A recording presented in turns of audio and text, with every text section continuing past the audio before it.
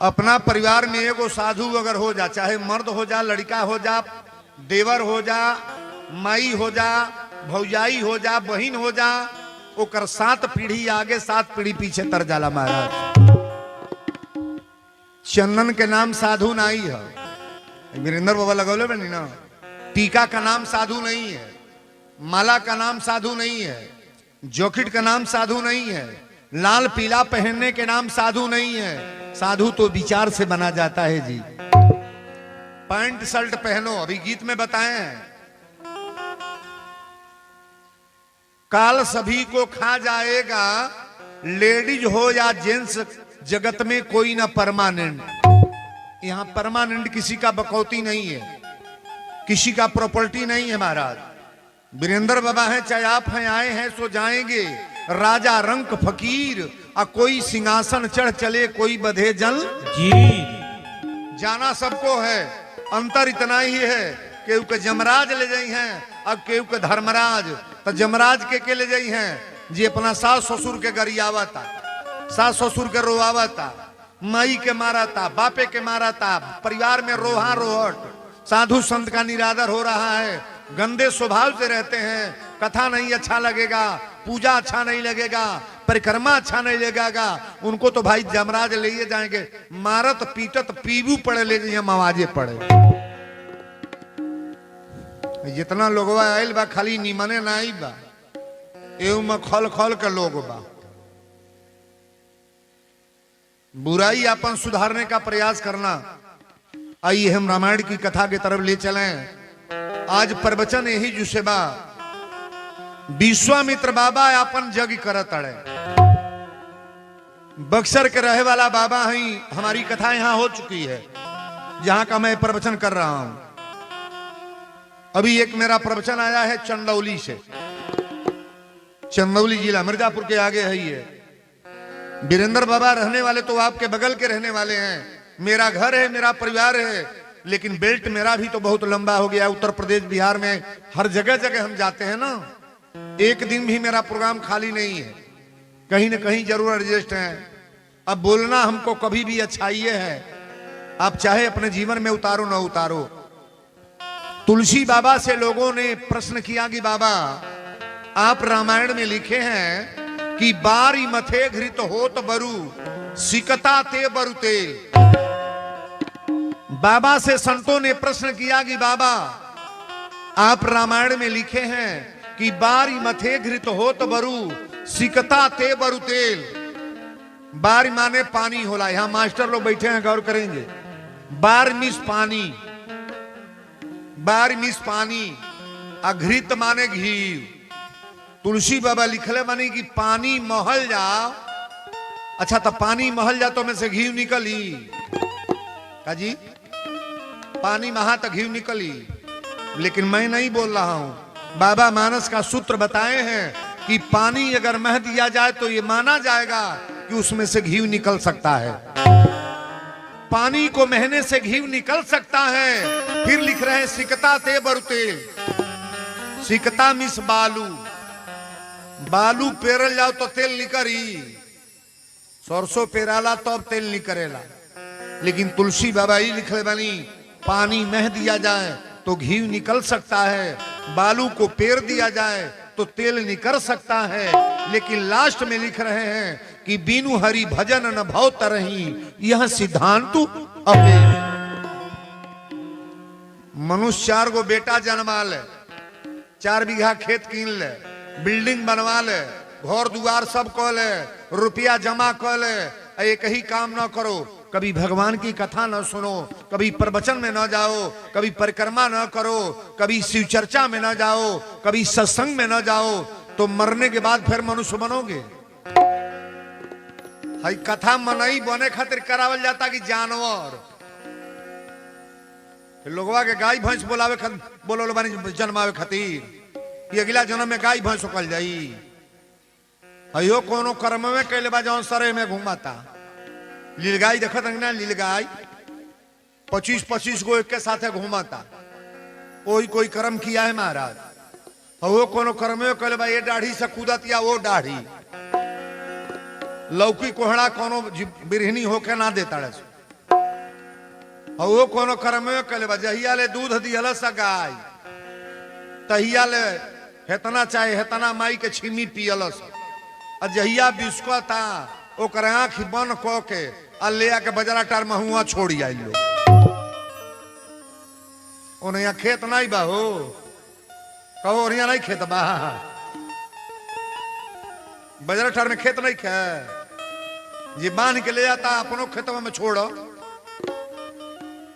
पैदा करो जानवर रखो मैं मना नहीं करूंगा लेकिन जानवर को रख करके दरवाजे पर खिलाओ ऐसा काम न करो घिनौना कि जाने के बाद तुम्हारा भी जन्म जोनी में बदल जाए वही जोनी बुरा करने वाला का तो बुरा ही भी करेगा अच्छा जब करोगे तब अच्छा होगा भाई आइए हम कथा में ले चलें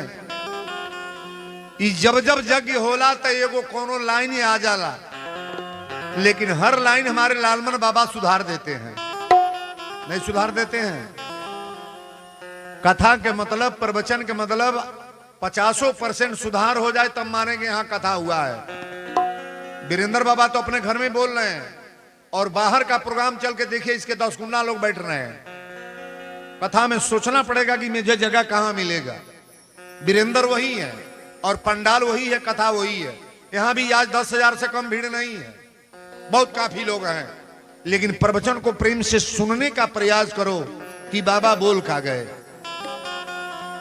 विश्वामित्र बाबा जब जग जग करे तड़े जब जब जग ठाना तड़े पूजा पाठ शुरू होता एक बाद राक्षस से आई जरूर वो जो तुरंत पहुंचा तड़े सो राक्षस और जब हवन होता वो हवन कुंड में कोनो हड्डी गिरावता कोनो मांस गिरावता कोनो रक्त गिरावता हु को के दौड़ा तड़े सो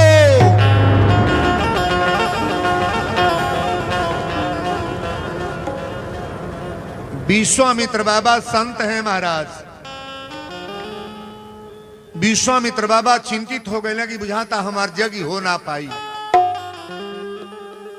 केहू के जग अगर पूरा करे वाला है तो भगवान लेकिन जग ईमानदारी से जग करो आप बेटी की शादी हो बेटा का शादी हो जनेऊ हो तिलक हो मुड़न हो बरही हो माई की कजिया पिता का कजिया हो ईमानदारी के साथ जग करो और भगवान पर भरोसा रख के करो आपके वहां किसी बात की कोई कमी नहीं होगी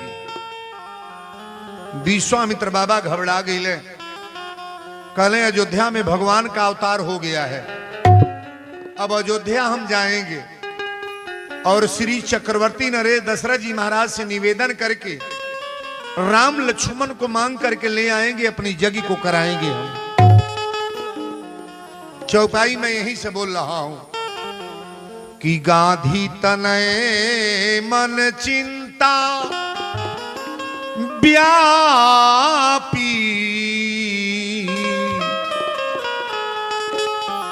हरि बिनु मरहीन निसर पापी गाधी तनय मन चिंता व्यापी हरि बिनु मरहीन निसर पापी गाधी तनय मन चिंता व्यापी गाधी तनय मन चिंता व्यापी हरि बिनु मरहीन निसर पापी हरि बिनु मरहीन निसर पापी हरि बिनु मरहीन निसर पापी हरि बिनु मरहीन।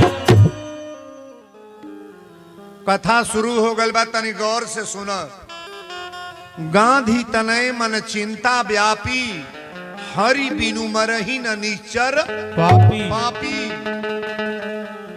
ज्ञान विराग सकल गुण ऐना सो प्रभु हम देखब भर नैना विश्वामित्र बाबा विचार कले कि आज अयोध्या हम चलब जब सुबेर भइल स्नान पूजा पाठ कैले आई है अयोध्या के तैयारी विश्वामित्र बाबा बनौले कि जबले हम राम लक्ष्मण के लेना आई तबले जगह हमार संपन्न ना हुई अयोध्या में जब पहुंचल बने तो महामुनि विश्वामित्र जी का आगमन सुन करके चक्रवर्ती नरेश दशरथ जी अपन सकल समाज लेके चलला।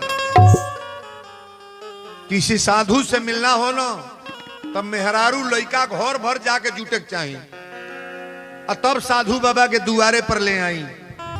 कबो कोनो साधु के द्वार पर ले आओ बा तो रिश्तेदारे के लेखा ना ई जान ली कि हमरा दरवाजा पर कोई भगवान आ रहे हैं। तुलसी बाबा रामायण में लिखले बनी कि अब मोहबा भरोस हनुमंता अब बीनु हरि कृपा मिलही नहीं संता। संत मिलन को जाइए तज ममता अभिमान और ज्यो ज्यो पग आगे बढ़े कोटिन यज्ञ समान।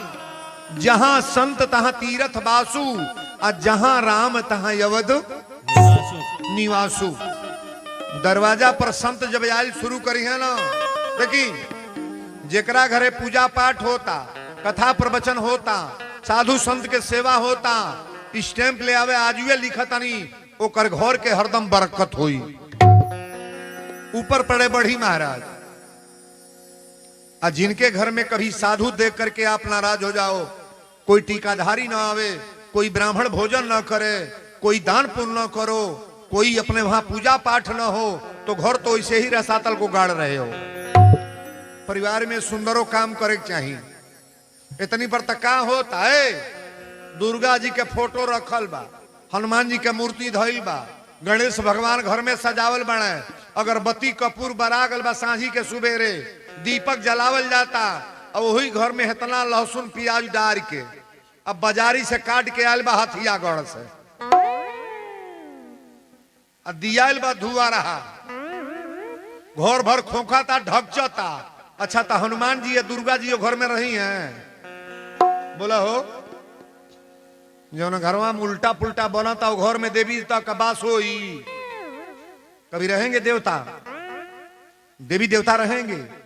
हमारी बहनें बेटियां गौर से सुनेंगी, मैं खाना मना नहीं कर रहा हूं, आपका जो मन हो खाओ, लेकिन जहां फोटो और मूर्ति रखे हो घर परिवार में, उस मंडप में कतई आप ऐसा कार्य न करो जो भगवान को भी खतरा में डालकर रुआ रहे हो। आप तड़पते होंगे परमात्मा कि इसके घर में मेरा मूर्ति रखा गया है, इसी घर में ये जानवर का मांस लाकर बना रहा है। आप बर्बाद हो जाओगे, समझ लेना ध्यान से। ऐसा कार्य कतई मत करो। बाबा लिखे हैं कि कर्म प्रधान विश्व करी राखा और जो जस करही सो तस फल चाखा। आप जैसा कर्म करोगे फल तो मिल जाएगा महाराज। कथा को ध्यान से सुनना। दशरथ जी महाराज अपने पूरे सकल समाज के साथ गईली, और महामुनि विश्वामित्र जी के लिया के अपना दरवाजा पर अली।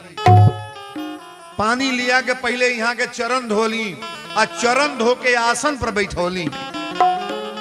जर जलपान करवला के बाद कहली महाराज रौरा अइला के कारण बताई कि कहां से कैसे। विश्वामित्र बाबा कहले राजन हम बड़ा परेशान बनी, मुझे बड़ा कष्ट है। कहले का?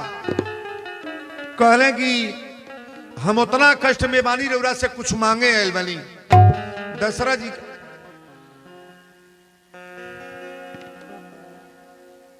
नाव बता दो। ब्रिजराज जायसवाल के धर्म पत्नी 2111 रुपया ताल बजा पर 3000 बा हो। और नोटवा हम गोन नहीं पानी अरू को 1 2 3 4 5 है सुनो 500 और दो 3000 नहीं बोलो है 2500 बायावा गोन नहीं 500 और बा तो के हम ही फंसा देले रहली है रुपया देना तो हमरा बुझे ये रुपया ले ले बन 1 2 3 4 5 1 3001 रुपया।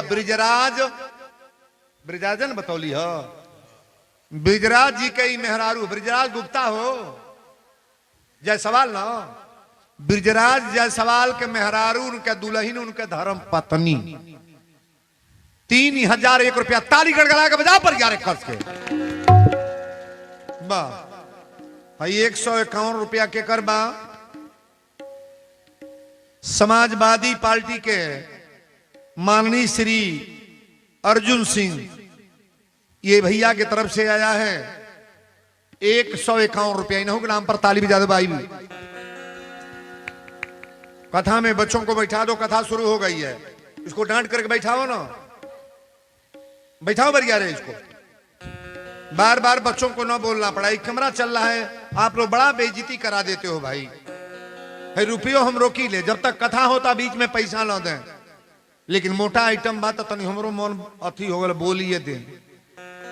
अब हो 50 रुपया रही तो हम नहीं बोलल रहती, तन रुपया मोट रहल ना तो बोललो जरूरी बा। जाके कहिए कि बाबा ना बोली, ये हमारे सब चेला बहुत मानते हैं लोग। बोलो सच्चे दरबार की जय। दशरथ जी कहले गुरुदेव राव इच्छा का बा, का मांगल चाहत तनी? अपन सेना भेज दी, कहले कि सरकार ना। कहले रुपया दे दी, कहले ना। कहले संपत्ति दे दी, कहले कि ना। कहले जवन चीज की आवश्यकता बा दिल खोल के मांग ली। विश्वामित्र बाबा एक चौपाई में कहले कि अनुज सहित देहु रघुनाथा, लक्ष्मण और राम जी के हमरा साथे लगा दी, हमार यज्ञ संपन्न हो जाई सरकार। दशरथ जी इतने बतिया सुन ले, छतिया पर हथवा लगा के जमीन पर गिर गए। अब भरभर बरबर दशरथ जी रोवे लगले। विश्वामित्र बाबा कहले राजन आप रो क्यों रहे हैं? दशरथ जी कहले रोला के कारण जब पूछा तनी तई ध्यान से सुनो।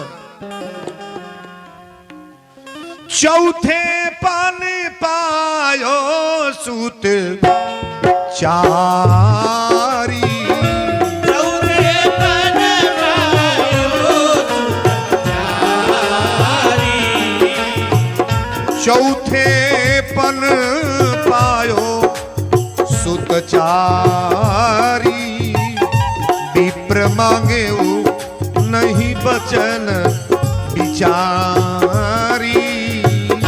राम सिया राम, सिया राम, जय जय राम, राम राम, सिया राम, सिया राम, जय जय राम। बोल दिए अयोध्या धाम की। जय। चक्रवर्ती नरेश दशरथ जी कह रहे हैं कि महाराज आप मांगते मांगते क्या मांग गए? चौथे पन पायो सुत चारी, अब विप्र मांगे उन्हीं बचन विचारी। मांगत मांगत हमरा राम लक्ष्मण के मांग ले ली। राम देत नहीं बनत गोसाई। अरे मांगे के बाद तो धन मांग ली, रुपया मांग ली, खजाना, लेकिन राम लक्ष्मण के ना दे महाराज। आज जो 2 बेर ना ही कैले। गुरु वशिष्ठ जी बगलिए में रहले, कहले राजन आप का कहली हो? कहले कि राम लक्ष्मण के ना दे। गुरु वशिष्ठ जी कहले राजन एक बात के उत्तर दो, तोहरा बेटा के जन्म कैसे भई? कहले यज्ञ करावल गल तो यज्ञ से उत्पत्ति हो। श्रृंगी ऋषि वशिष्ठ बुलावा, पुत्र काम शुभ यज्ञ करावा, भक्ति सहित मुनियाहुत दीने, अब प्रगटे अग्नि चरुकर तब लीने। कल कथा सुन ली ना, राम के जन्म कैसे भइल? यज्ञ करावल गल तब भइल। यज्ञ जौन करावल जाता है इससे फायदा बा कि ना? ना बा। केहू के नौजवान बेटा कबो ना मरी, पति ना मुई है, नाती ना मरी, अपने घर में अकस्मात घटना ना होई, कबो ऐसन ऐसन काम ऐबे ना करी जो सोचे पड़े। लेकिन विश्वास से आप जग में कथा सुनो, विश्वास से है माता जी के दरबार में मत्था टेको और विश्वास से भगवान को दान पुण्य करके सुंदर विचार बना करके जग में आओ। आप जग फायदा करता है कि नुकसान? नहीं बोलेंगे? 100 में 100% मेरा गारंटी है फायदा। गुरु वशिष्ठ जी कही राजन तोरा राम लक्ष्मण भरत शत्रुघ्न 4 गो बेटा भइला, आ जग करावल गए तो जग से भइला। दशरथ जी कहले हाँ जग से हमार बाबू भइल लो। तो कहले विश्वामित्र बाबा का करावे ले जाता है? तो कहले जग। कहले जगिए से बेटा भइल बा, आ जग करने के लिए पुत्र को नहीं भेजेंगे? नहीं भेजेंगे। जितना रुपया पैसा खजाना मिलल बा केकरे चलते? भगवान के चलते। अब भगवान के जग में ना दिया। 5 दिन से बोलता नहीं तन चाउर आटा ले आवे लोगन, चाउर आटा ले आवे लोगन। खाए भर के चाव रे जुनाई चढ़ पावता हो दादा। है जितना लोग आइल बा दूधू मन ही चाउर ले आवे तो 10 बोरा हो जाएगी ना? ना हो जाएगी। वीरेंद्र बाबा अपने खाने लिए नहीं मांग रहे हैं। हम तो आज तक इतना दिन हो गया ना, कभी कोई कह ही नहीं सकता कि वीरेंद्र बाबा ये जो भोग लगौले हो। हम यज्ञ के लिए मांगते हैं। ठाकुर जी देने के लिए तो मुझे बहुत कुछ दिए हैं। हम कभी भीख मांगेंगे तो यज्ञ के लिए, पूजा के लिए, अनुष्ठान के लिए, कि भगवान की यज्ञ बढ़िया से संपन्न हो जाए। बोलो जग भगवान की जय। गुरु वशिष्ठ जी कहले राजन 4 पुत्र तो मांगत नहीं बाणी है कि 2 जनी को मांगता नहीं ना, राम लक्ष्मण को दे दीजिए। दशरथ जी रो के राम लक्ष्मण के लगौले। अच्छा बताई, राम लक्ष्मण के साधु के साथे लगावत अड़े तो दशरथ जी के खानदान में कल्याण होई कि नुकसान? नहीं बोलोगे? कल्याण। जहिया लिया के गईले तहिया दशरथ जी फूट फूट के रोले। आ जहिया राम जी बियाह हुआ को के अइले, अब विश्वामित्र बाबा जब जाए लगले तो दशरथ जी दोनों गोड़वा पकड़ के रोवे लगले और रो के कहले सरकार आज हमरा समझ में आ गई कि दरवाजा पर संत के इला में हमनी का प्राप्त हो सकेला। दशरथ जी दोनों गोड़ पकड़ के रोले कब? जहिया राम लक्ष्मण के शादी क के विश्वामित्र बाबा जनकपुर से ले अइले तहिया विश्वामित्र बाबा से दशरथ जी कहले नाथ सकल संपदा तुम्हारी, नाथ सकल संपदा तुम्हारी, नाथ सकल संपदा तुम्हारी, मैं सेवक समेत सुत नारी।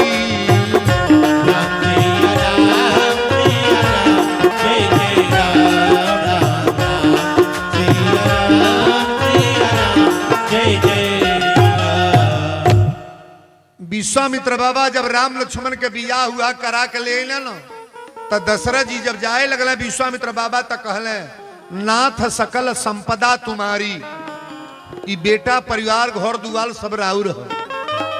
नाथ सकल संपदा तुम्हारी, अब मैं सेवक समेत सुत नारी।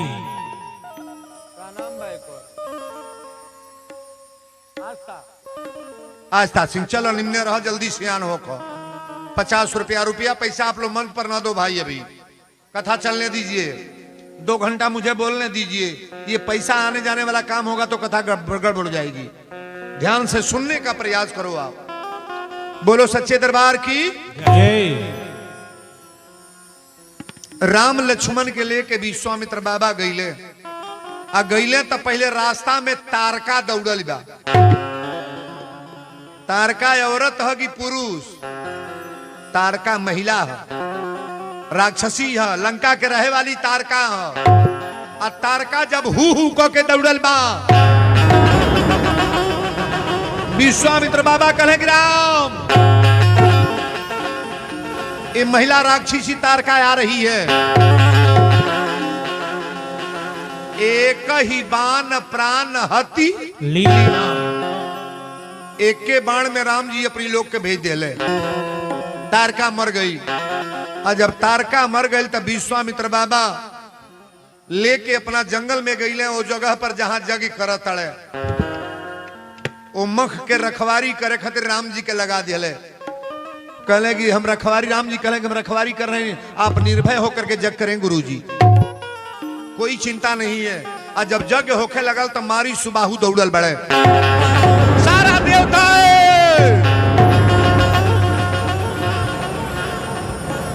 आ जब हु को के दौड़ल लो तब बिना फन के बाण मरले मारी जाके गंगा के किनारे गिरल बा। मारिच के बाबू बिना फन के बाण मरले गंगा के किनारे। आ सुबाहु के बाद हमरा राम जी वही मठ पर कैले। बड़ा सुंदर तरीका से यज्ञ हो गई। और जब यज्ञ हो गई राम जी कहले गुरुदेव अब हमनी के विदाई करी, अब हम लोग अयोध्या जाए। पिताजी कहे थे कि गुरु विश्वामित्र जी का यज्ञ करा करके आप चले आना।